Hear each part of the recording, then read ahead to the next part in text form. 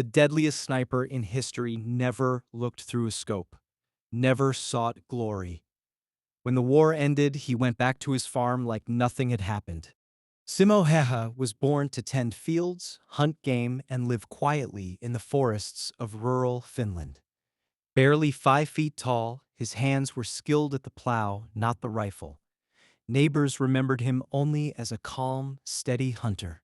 Then winter came, in 1939, and with it, the Soviet army. Nearly 1 million soldiers invaded Finland, expecting an easy victory.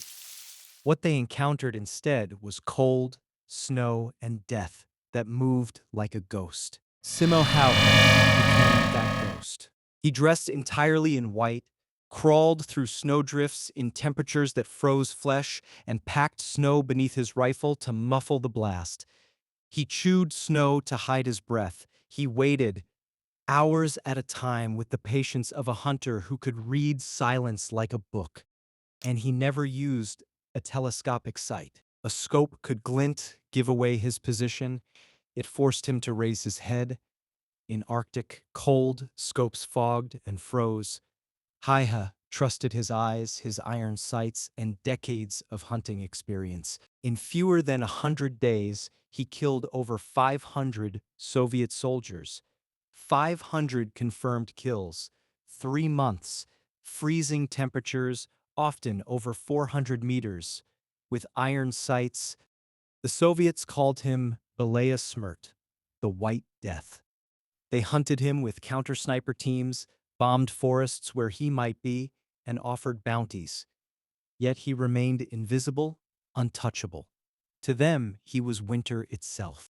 On March 6, 1940, an explosive bullet struck him, destroying half his jaw and shattering bone through his skull. Soldiers carried him away, thinking he was dead. 11 days later, he awoke, alive. The war was over. Finland had held. But Simo Häyhä did not become a hero in the way the world expects. No parades, no memoirs, no tours or interviews. He returned to his farm in Rautjärvi, to his dog Killa, to hunting moose instead of men. He lived quietly, simply, until 2002, aged 96. When asked about killing hundreds, he said only, "I did what I was told to do as well as I could." No bragging, no guilt, no glorification, just a man who defended his home when needed, and then put down the rifle and picked up his life again. There's something profound in that choice.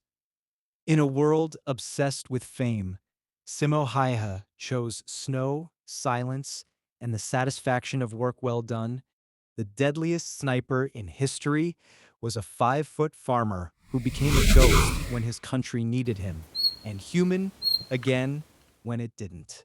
Some legends are loud. Simo Häyhä whispered through the snow, and the deadliest whispers are often the ones you never hear coming.